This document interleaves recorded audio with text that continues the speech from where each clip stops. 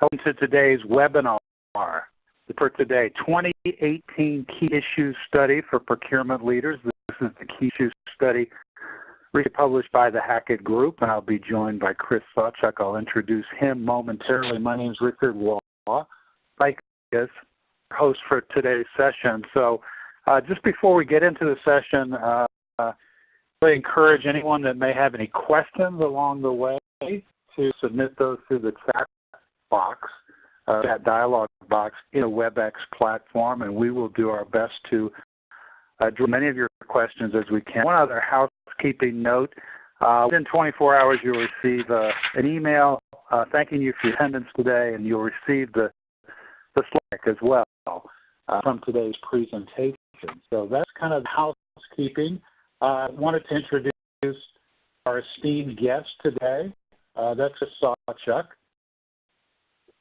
who's the Principal and Global Procurement Advisory Practice Leader at the Hackett Group, extremely knowledgeable and deep experience in this space, and here today to share with you the key issues for 2018. And these are the things that are top of mind, right on the radar screen for procurement leaders, and sort of a very stimulating dialogue that we got planned for you today. Again, my name is Richard Waugh. I'm from Zycus, your host for the webinar, VP of Corporate Development there. I'll share some perspectives along the way too. And just to give you a little bit of context about Zycus, so we're an integrated suite of source-to-pay software tools that span the entire source-to-pay process. So spend analytics through e-sourcing, contract and supplier management, procure-to-pay, as well as financial savings management. And Zycus is recognized as a leader in market consistently, for instance, in the Gartner Magic Quadrant as a leader over the last 3 editions of that report. So that's about Zycus and about the topic. And with no further ado, Chris, I'd like to turn over to you and have you take us through some of the key findings from this key issues study. Richard, and welcome everyone. As mentioned, the study that I want to share some insights with you today is a study that has been conducting for about a dozen years now.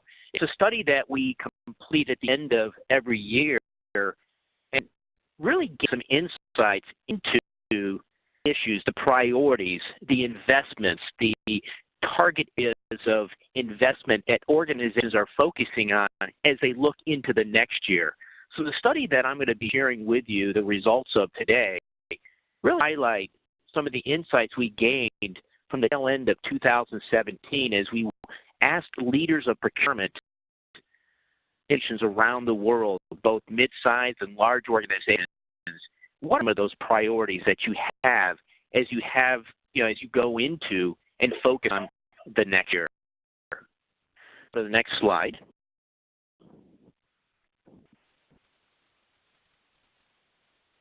Only 3 things that we're going to focus on today. One is sharing some insights around not what the priorities are, but how some of those priorities have changed.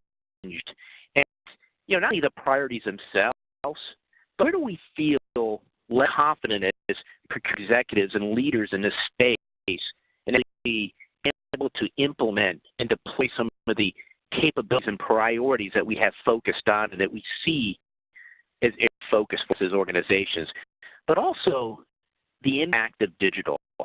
Many organizations, started talking about and really starting to handle on what is digital transformation and how do you have to start thinking about it as an organization. So I'll share some insights around that with you, where organizations are today in terms of their focus on transforming their organizations into a more digital enterprise. At the same time, some of the technologies that they're actually focusing on adopting, not only today, but as we look out 2 to 3 years from now. So when you look at these priorities, we're sharing here are priorities not from 2018, but 2017 to really highlight some of the changes that we've seen, over the last year. Now, one of them said earlier was this is a study that we've been doing for the last dozen plus years. And as you look in 2018, not surprising, as procurement organizations, our top priority as an organization is focused on reducing and avoiding purchase costs within organizations.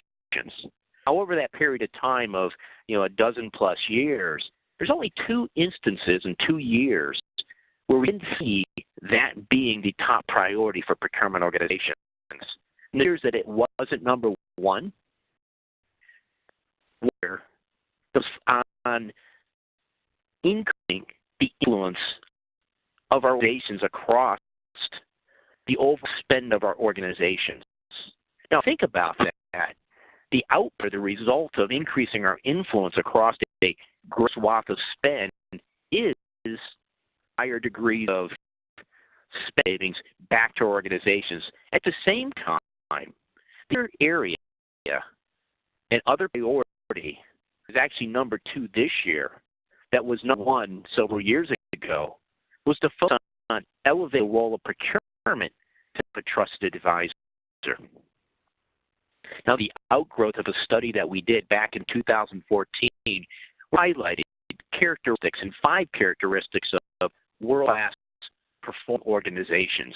And one of the characteristics that we saw in these top-performing world-class organizations was their ability to create a different kind of relationship with the stakeholders, the business and the functions that they supported, they enabled across their enterprises.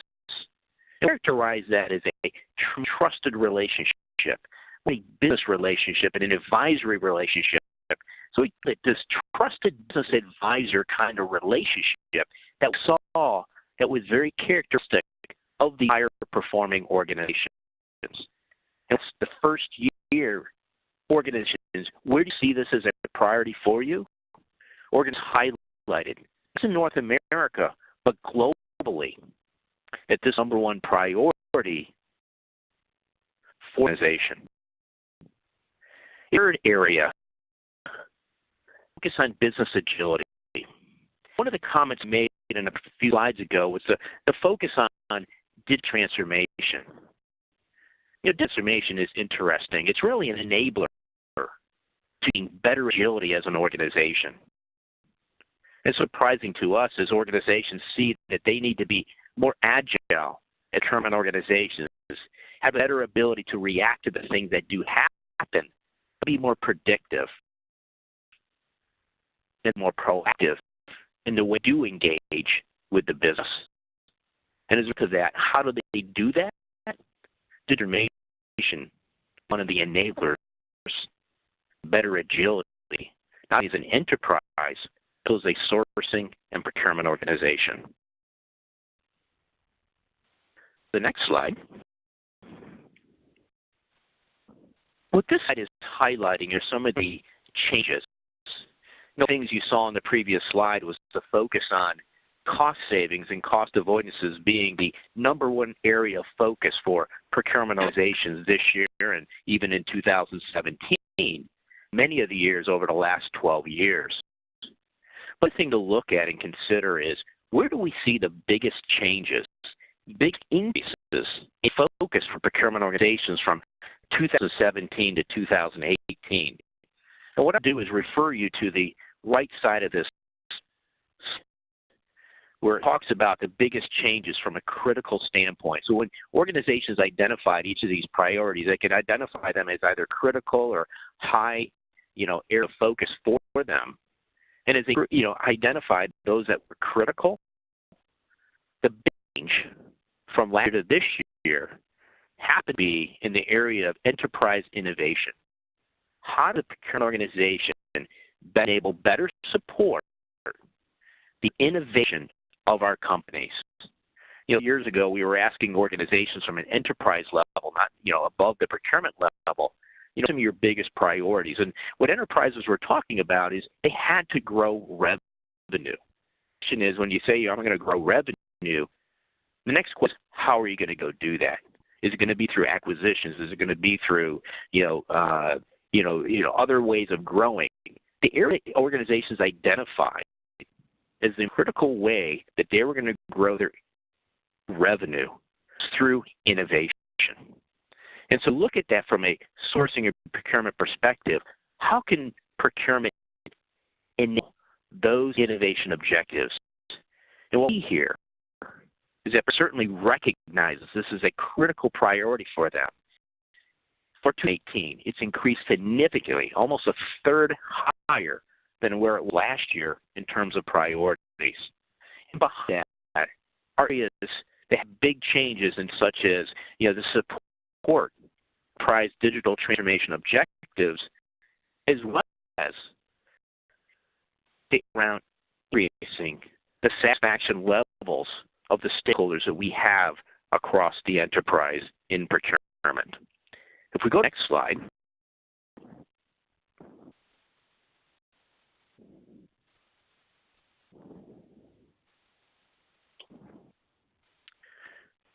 when you this slide here, what we've done is we've added another dimension to it, not helping to understand, what are the highest priorities for procurement organizations, which is really the x-axis here, importance. And go from right to left. What you see are priorities from the highest level of importance all the way down to the lowest level of importance. But what we've done is we've added the y-axis, another dimension. And this is really the ability to address some of these priorities. One thing to identify a priority as an organization. The second question is, what do you believe your ability to address that priority is?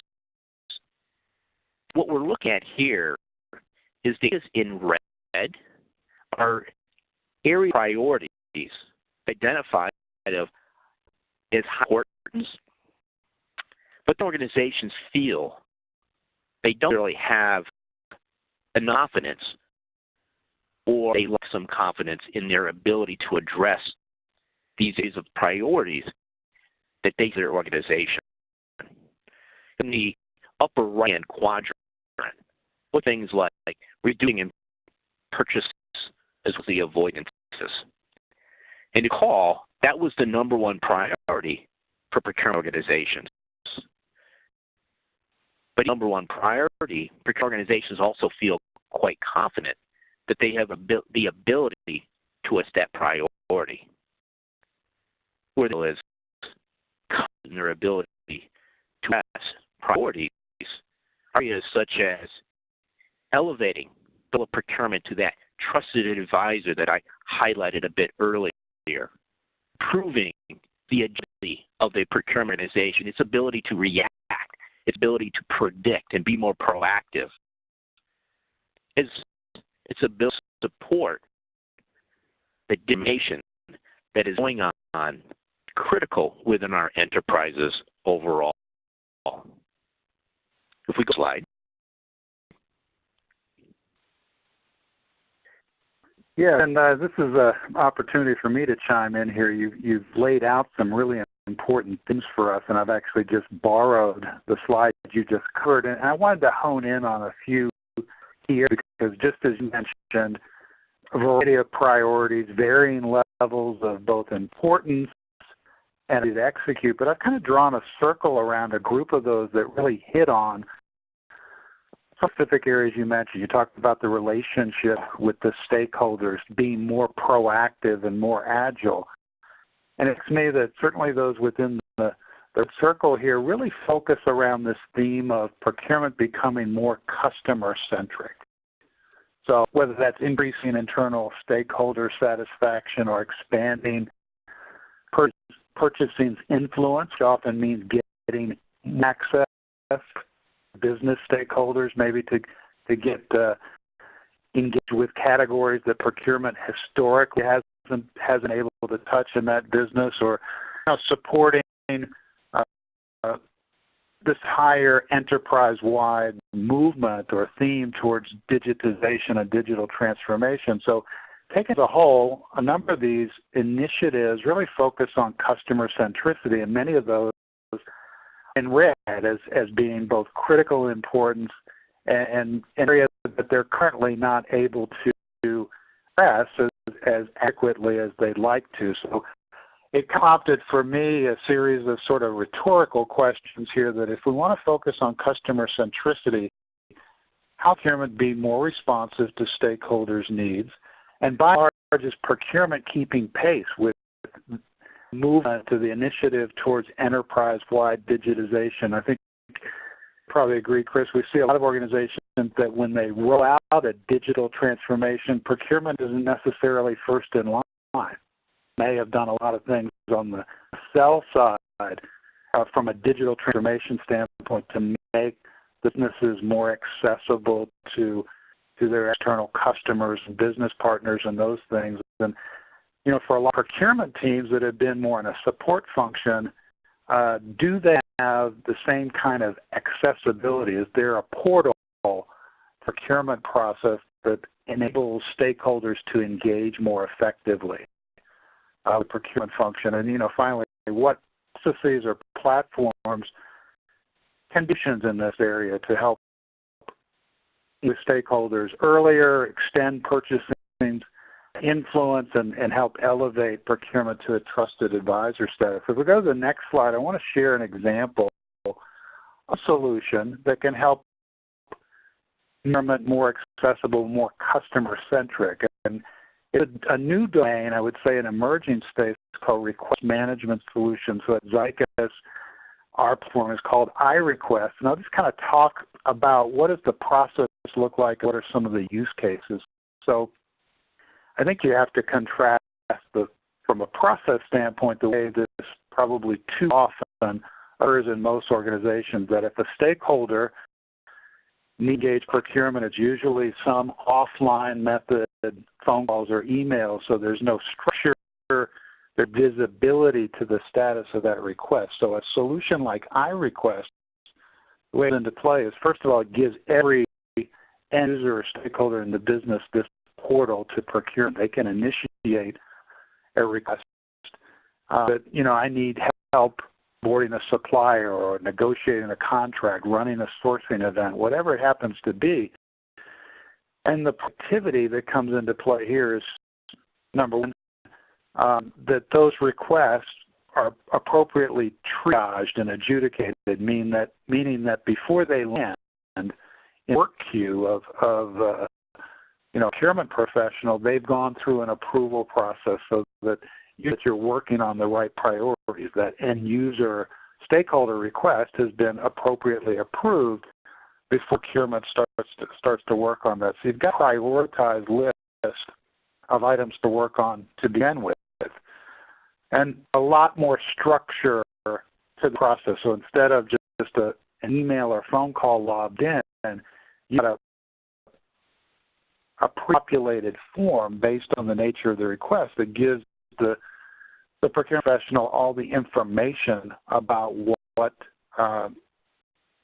the request is, what they actually have to take. So you can see a number of use cases, and some of those could be a pre-purchase request. So for a purchase, it may require that the user first completes a capital appropriation request, as an example. But the idea is that through a structured approval process, that's a benefit to procurement because we know we're working on prioritized items. From an end user standpoint, for the first time, I've got visibility, the status of that request and what the disposition is. And the other key here is that when you've captured that information in the form of that request form that's configured specific to the nature of the request, that the information flows through seamlessly to the execution phase. So if it's a request to run a sourcing event, it's going to pre-populate that RFP or RFQ. Otherwise, for a contractor or supplier onboarding, that's going downstream into the actual execution phase of your to-pay platform. So this is really a new innovative way that many procurement teams are extending their influence, engaging the stakeholder community more effectively, and just as importantly, giving the stakeholders visibility to what goes on within the procurement function once they submit that request so that they know that it's being fulfilled appropriately. So just an example to share in that area. Let me turn it back to you, Chris. All right. Well, thanks, Richard. If we can go slide. So we've just talked about some of the priorities, and Richard, shared some insights in terms of what Zycus is doing around that. The next area is not just the priorities that procurement organizations have, but what are capabilities that they're investing in? What areas is procurement looking to improve over the next year and beyond? As you see here, some areas, and we've ranked this from top to bottom into some of those critical and high areas of improvement capabilities that procurement has prioritized. Number one, it's increased spend influence through really execution of strategic sourcing efforts. And number two, and more closely related to that, is just extracting more value from the categories that we may be already involved in through more detailed and more broad category management types efforts. Continue to go down here in terms of the capabilities that procurement will be investing in. What you'll see are areas around analytics, and as you further go down, this area around supplier relationship management, and we obtain more value. Suppliers we're already engaged in, we've already selected to be a supplier, and as part of our architected supply base, and work with them to drive better performance, to reduce risk, to drive continuous improvement, innovation from those suppliers, to give us in the marketplace. So for the next slide,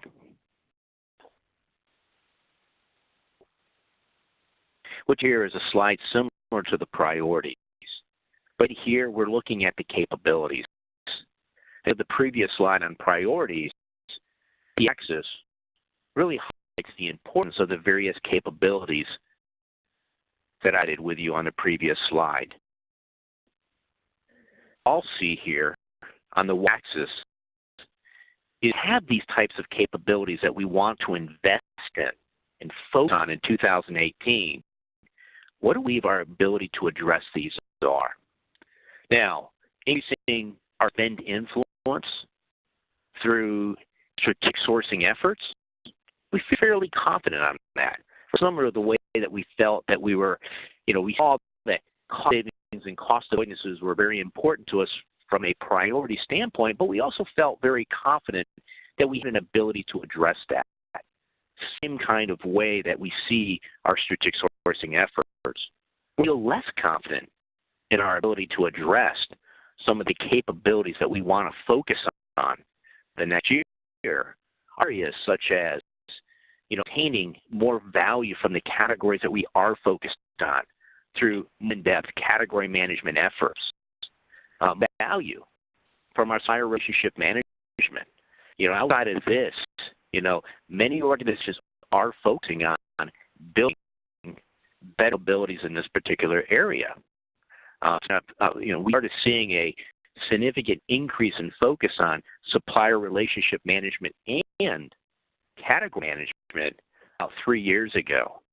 And a lot of being driven as organizations are looking at in ways to deliver value be some of the existing things that we have been doing around strategic sourcing, and we continue to drive more value from existing suppliers, either driving more quality of influence with them, ending our influence across the organization. But the other thing that you see here is how do we better manage the performance of our overall organization as align the skills and the talent that we have in our organization with those ever-changing business needs that we have. Slide.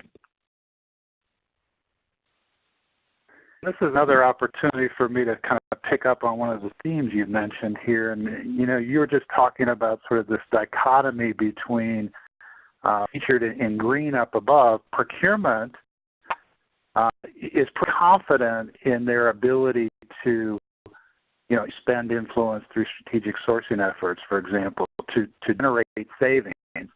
The dilemma here The deficiency is down below, and as I've circled here, much less confident in their ability to measure their performance and business value. So procurement knows that they're driving this value. The question is, does the rest of the business know it? So some of the kind of rhetorical questions here is, how can procurement more effectively measure and communicate that performance? In particular, get their alignment with finance, which is ultimately going to be the arbiter of whether or not real bottom line savings have been delivered to the business. So, and are there new tools, processes, or platforms that can help procurement to create more credibility with the C-suite and, very importantly, gain the sign-off from the CFO that procurement is actually delivering the value that sort of internally and intrinsically know that they're able to deliver. So, next slide, I want to talk about a kind of an emerging application space here to address this particular challenge. And it's a little bit ironic that this remains such a challenge, because I think in reality, procurement organizations for a long time have been trying to measure and communicate the value delivered. And actually the pie chart at the right here, which is from a study done in conjunction with Rutgers University, shows that most organizations are trying to track savings. By and large, they're doing it with some version of spreadsheets or legacy systems, so not really a systematic way of doing it. The challenges, if you will, is that for one thing, those tools, if you're using spreadsheets or many of the legacy tools, you don't really have that collaboration with finance, approval workflow, a way to document finance sign-off on savings delivered to the bottom line. Beyond that, there exists significant challenges just in defining how are we going to calculate and allocate the savings, having a standard methodology in place to track savings throughout their life cycle. So what's emerging, and in the Zycus platform, for instance, we have a module called iSave that's specifically built as an enterprise level for a platform to make this savings management process more rigorous, more disciplined, ensure finance approval. It starts with an alignment phase. It means getting, for instance, having the tools integrated with your spend analysis platform so that you set the baseline upon which you're going to calculate the savings. So you have to have accurate spend data if you're then going to calculate and have credible numbers. And it's important that finance is an active participant and collaborator in this process. So anytime you can produce savings results that have the blessing of finance function as far as how they were calculated, how they're allocated, that's going to make sure that procurement gets the credit for delivering this. So there's a validation stage. That's the fact that there's an approval workflow, an audit trail documenting that the savings have been signed off by the budget holders, as well as the appropriate financial analyst in the business. And then you have the analyzation or analysis tools to really be able to deal with various levels of complexity when it comes to savings tracking. So how to measure cost reduction versus cost avoidance? How do we allocate savings across multiple accounting periods? And ultimately then be able to map those realized savings all the way through to the financial statements, the income statement, the balance sheet, and cash flow. So if we go to the next one, I just want to share a quick case study on what our customers has achieved in this area, deploying an enterprise class financial savings management capability.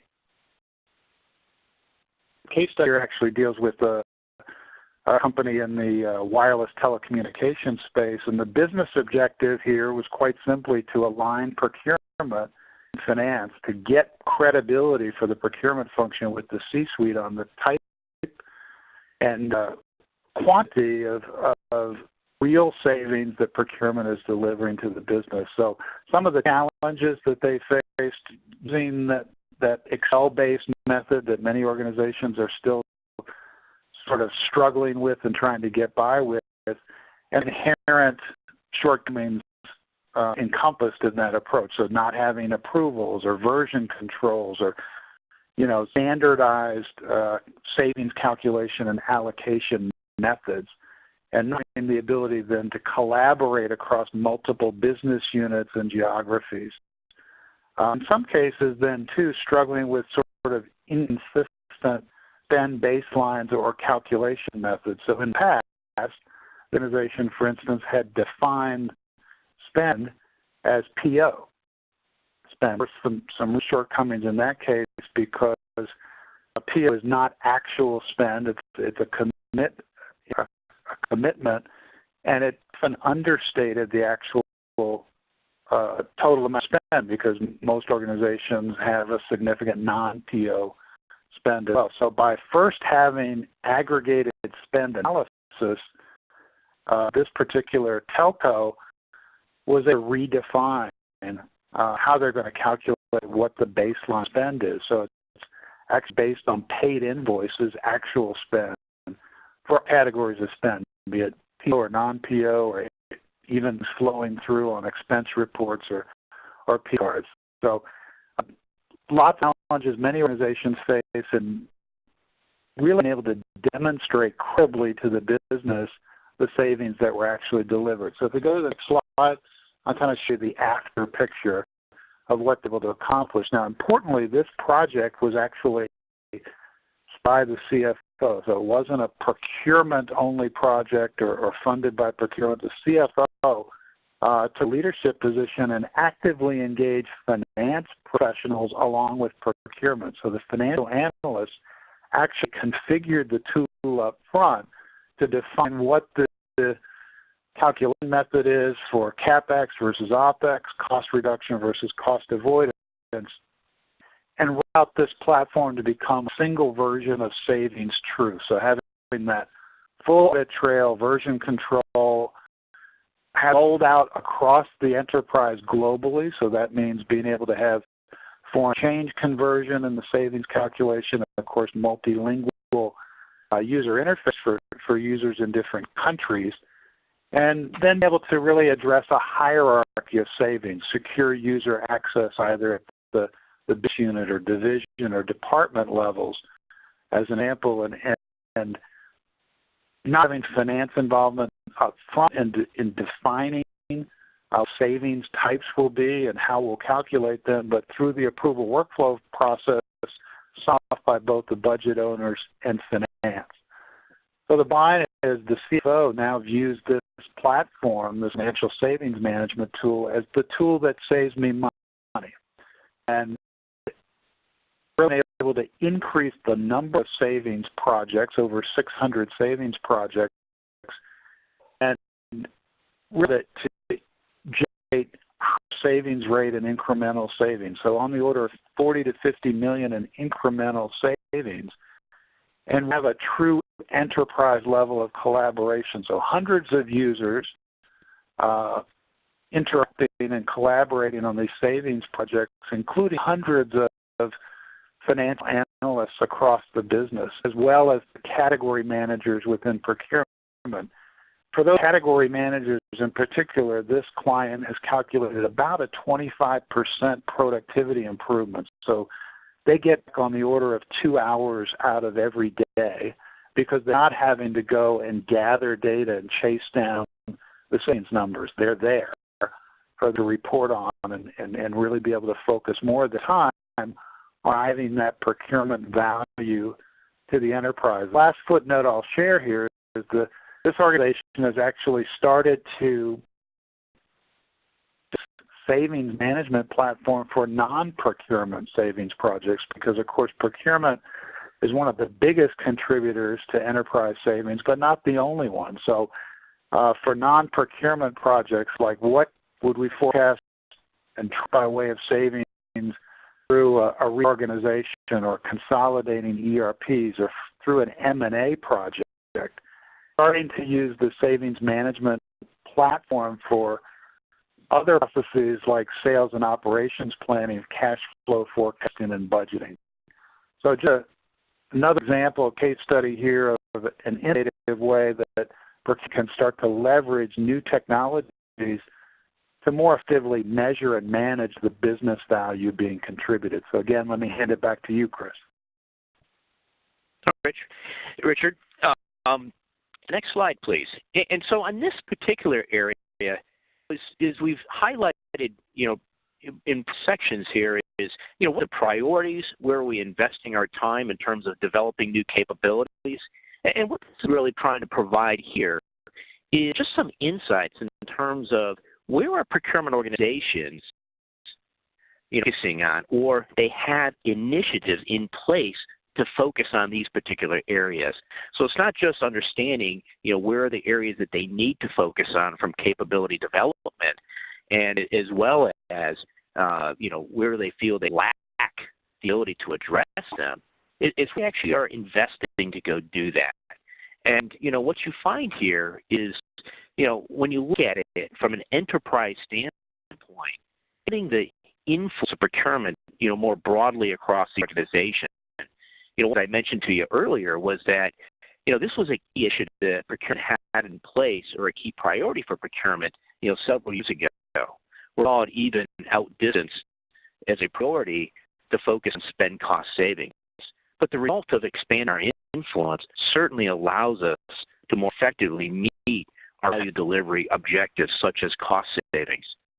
And so getting that influence across the organization becomes very important. The point I want to make here, there's different ways to expand procurement's influence across the organization. One, to look at it from a quantity standpoint, and ask yourself, where are those spend areas that were not necessarily involved today? This is really more of an issue for procurement organizations in the indirect spend area, and not as much on the direct side. But if you look at that, and let's say the average procurement organization is around 67% overall indirect spend that is actually involved in that spend. Other 33% not necessarily being impacted, or procurement's not involved in that. So a way to expand our influence is to increase that percentage of spend that we're actually focusing on. The other thing to consider here is not just about the quality of your influence, quantity of your influence, it's also about the quality. And itself, even in the areas that you are influencing today, how are you doing that? If sourcing it, are you focused on demand management? Are you also focused on areas such as driving innovation from your suppliers, et cetera? So, one thing to consider as you expand your influence, and we see that a lot of organizations have a focus, 65% of organizations see this as an area of focus for them. It's not just looking at the quantity, but also the quality of that influence across the organization. What you'll see here are, other areas of focus, in terms of category management. So where are procurement organizations investing and have, a focus on improving in a specific initiative focused on these areas. So some of the areas that we identified earlier, areas of capability development, are also, the good news here is that we do see procurement organizations focus on these areas around category management. And also, as Richard was just talking about, from a reporting of spend savings, et cetera, the whole focus on procurement's analytical modeling and reporting capabilities is another big area of focus for development across the procurement organization. So I'm not going to go through every one of these, but just to give a perspective in terms of where our organization's focused on, from an improvement initiative over the next year. Richard? So again, I wanted to highlight one of the particular points that you raised, brought back your here. The line talks about integrating contract management and procure-to-pay efforts.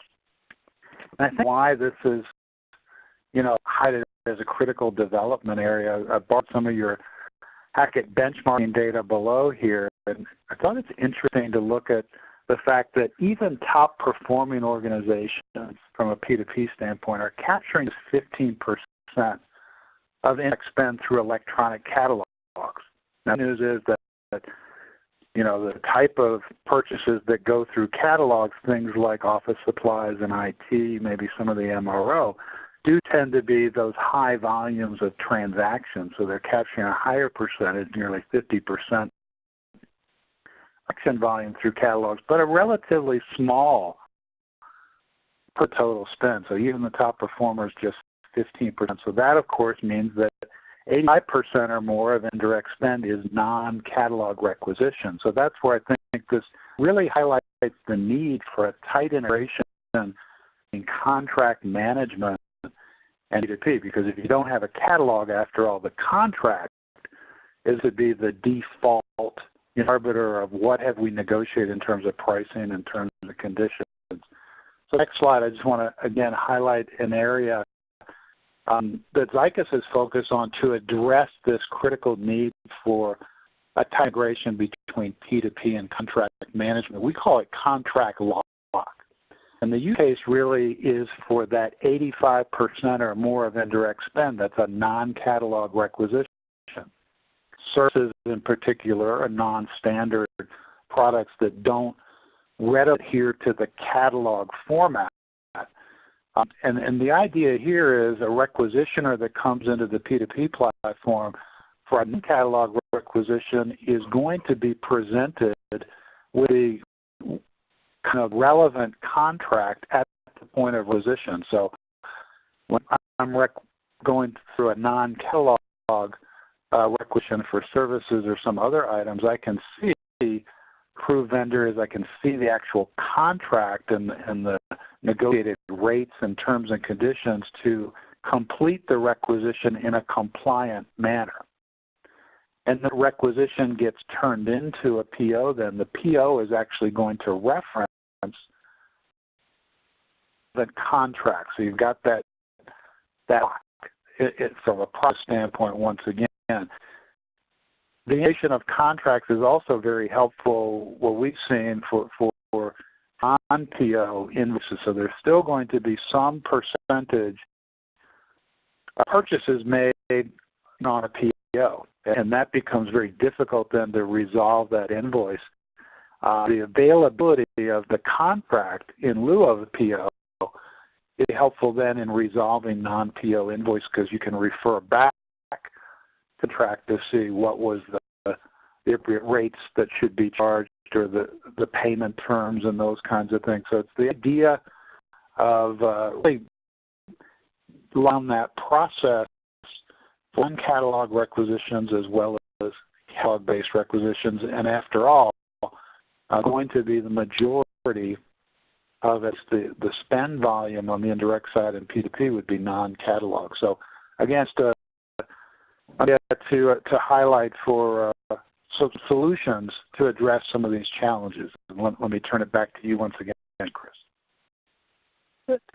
So to wrap up this section in terms of priorities, one last thing I want to share some insights with the focus of risk. We look at this at an enterprise level as well as a procurement level, and what this is really showing not only where do we on the left, where do we have our most major concerns when it comes to various areas of risk, but where do we see these areas going in the future? See them increasing in concern about them, decreasing or staying about the same?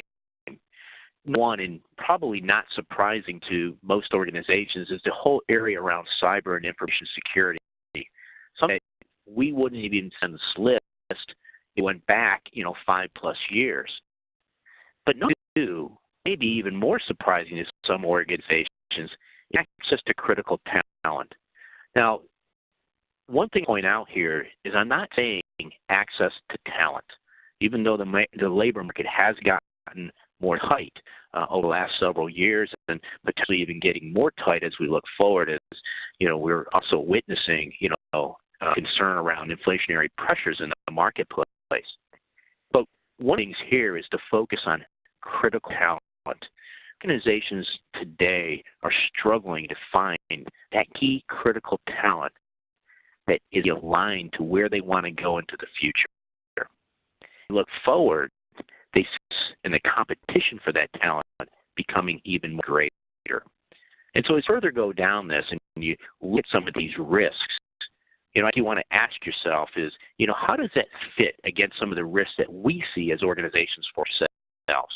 Increased competence, something that really is driving us to be more agile as organizations, is thinking about the competition that's out there in the different forms, the disintermediating competition, the Ubers of the world that are coming out and creating a whole new sense of competition for us.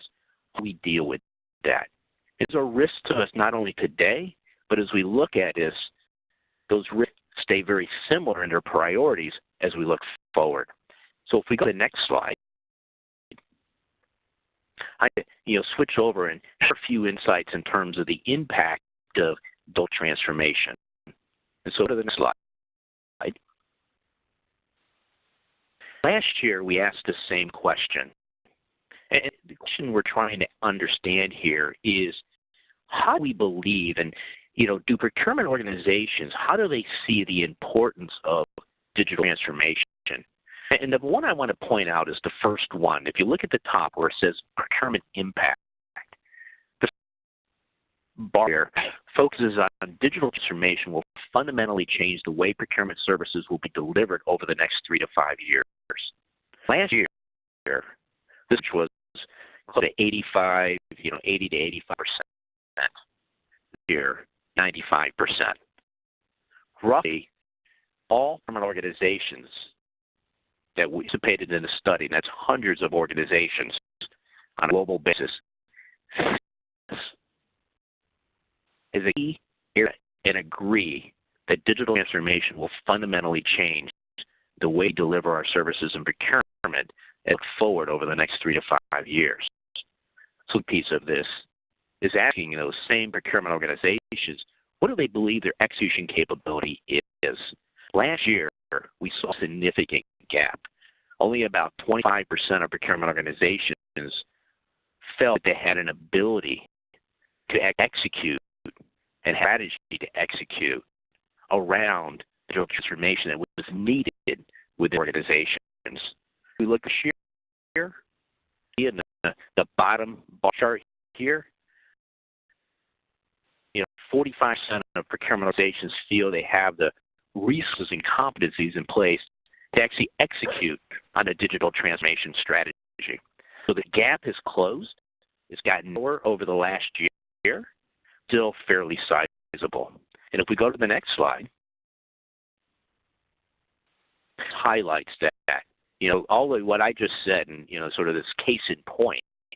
9% of organizations, digital transformation procurement organizations, will finally change the way procurement services are delivered over the next 3 to 5 years, and only 66% have a strategy for getting there. And then 40% have the resources and competence in place to actually execute the strategy today. And if we go to the next slide,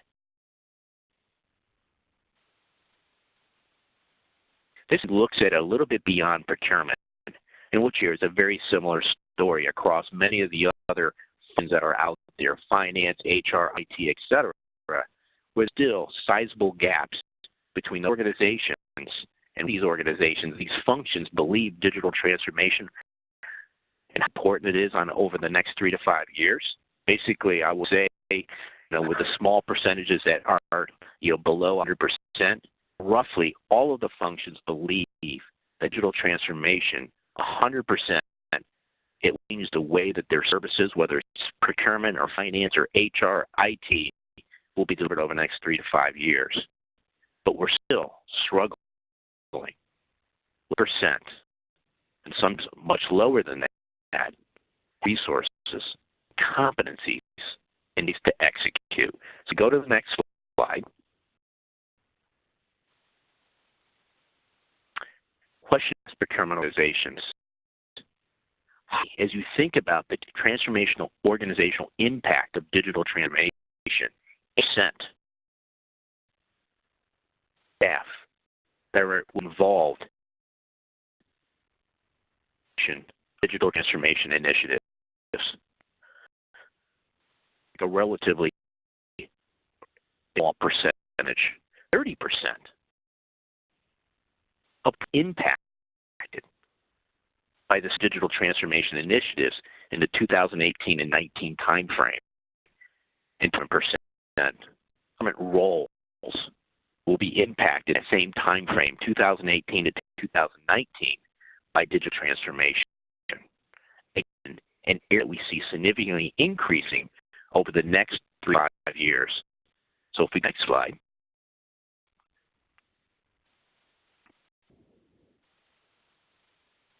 To look at here is understanding the projects that procurement organizations have had in place.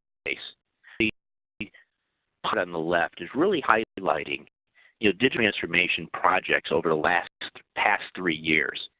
And what you hear is that less than 50% of organizations have actually piloted or completed, 20% completed, a digital transformation project over the past 3 years. But to the right, the ability to support these digital transformation types of efforts through strategy, objectives, initiatives. And what you see is that most organizations characterize themselves as really only having a moderate ability to actually support digital transformation initiatives. And this goes back to what I was saying before when we looked at the resources that we felt that we need to have. Then 45% of procurement organizations felt they had the resources in place and the competencies in place to support these types of initiatives. So if we go to the next slide, one further, and we're going to talk a little bit about technology adoption here.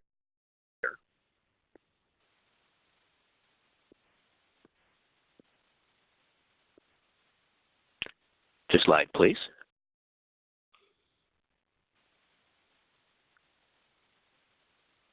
We have organizations, a number of questions in terms of their source to pay technology.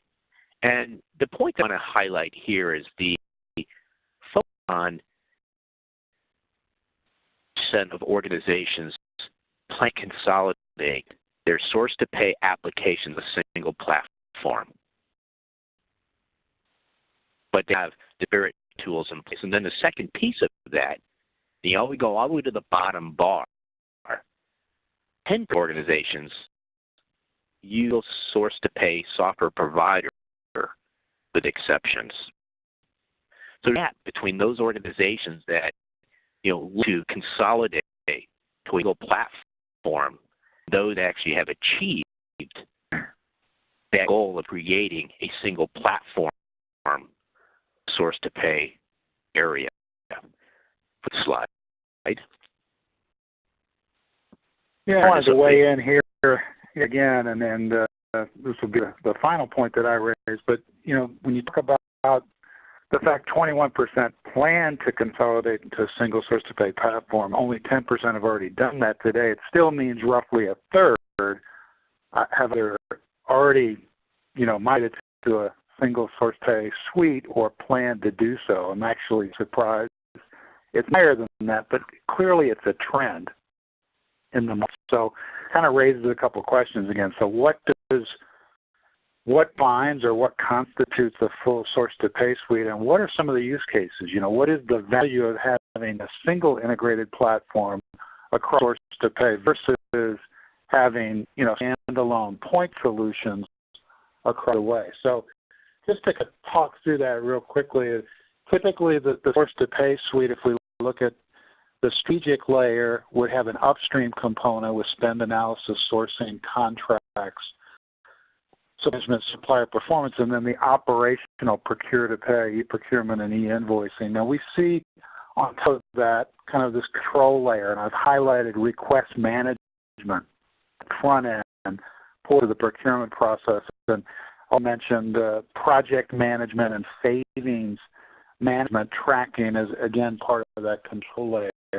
And to kind of talk about the use cases then, I won't go through an example here, but certainly starting with spend analytics to identify savings opportunities and to directly have those opportunities executed through the sourcing module.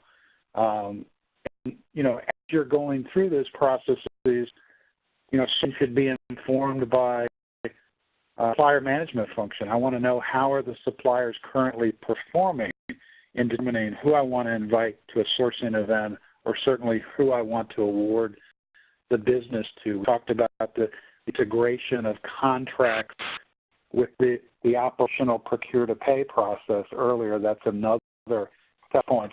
So lots of various touch points across the way here. And turn it back to you, Chris, for some final thoughts, if I can get you to the right slide here.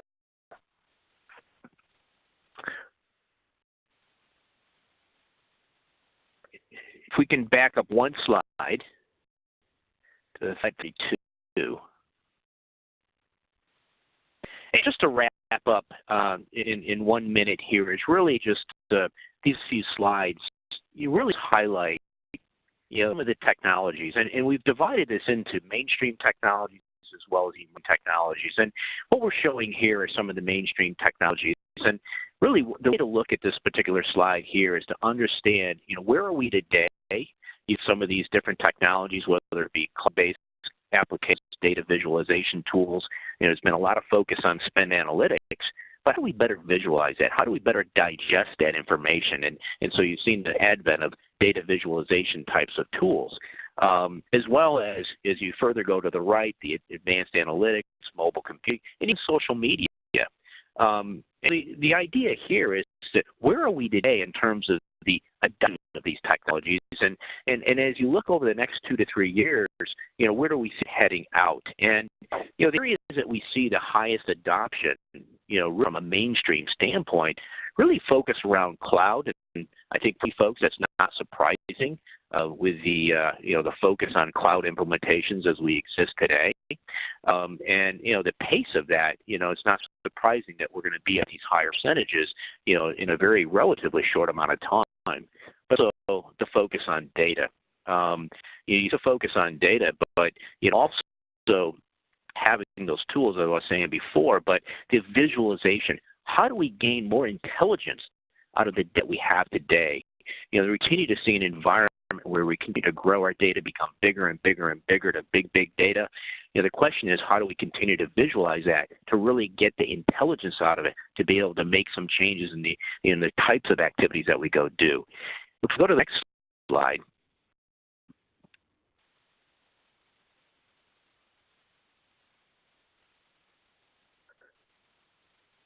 Slide, and just one point I want to make here is just, business networks are continuing to become more commonplace within environments. And what you see here is, roughly 8% of organizations either are participating in a network today, or evaluating the options of looking at a network, in their communications and engagement with their suppliers.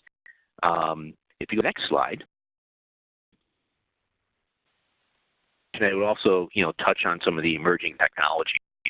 And really similar to the slide I showed around the mainstream technologies, I'm just looking at different types of technologies: Internet of Things, RPA, robotic process automation, cognitive, virtual systems, as well as, the blockchain. And again, the idea here is, where are we today in terms of mainstream adoption? As you can see, very small, relatively small, no higher than 27% across the board, especially when you start looking at Internet of Things, which you see more common in the manufacturing industries, but also RPA. And RPA is one of those areas that we see accelerated adoption over the next several years.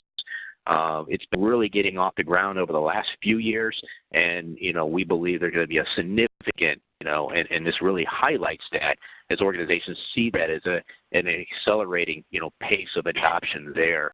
But also blockchain, which is very limited today, but also there is some a lot more folks that are looking at this going forward. And if you can go to the last slide. Just looking at where organizations currently piloting some of these technologies. So now blockchain was one of those areas that all going forward in terms of mainstream adoption will be relatively limited compared to other emerging technologies. Blockchain is actually there's a number of organizations that are piloting it. There's a difference between piloting and actually making it a mainstream adoption of that technology across the enterprise. But I think the key things here is to look at this, and when you look at RPA, certainly there's significant percentages that are piloting this, But, if you looked at it, those organizations that actually have this in place, the percentage would also be very high. May look at the right and say, well, cloud-based application seems quite low in terms of piloting. The reason is that most organizations are beyond the pilot stage and already into, mainstream adoption across their organization. So with that, Richard, I'm going to turn it back over to you to wrap up. Oh, thanks, Chris. Great insights, and I think lots of great food for thought as we go through and sort of digest these key issues that you've brought up. So I'm at the Q&A slide now. Unfortunately, we don't have time for Q&A because we had some content to share, but we'll certainly follow up on questions that we've received or will receive. And if we go to the next slide, just so that folks have the contact information for you and for me as well, Chris, we certainly invite all the participants to follow up if some of these nuggets here have spurred thoughts on your part and want to follow up with some additional questions. As I mentioned earlier as well, one will receive within 4 hours an email thanking you for your attendance and giving you access to the slide deck as well. And with that, I want to thank everyone for joining. Thanks so much, Chris, for valuable insights and sharing these key issues with us today. Thank you.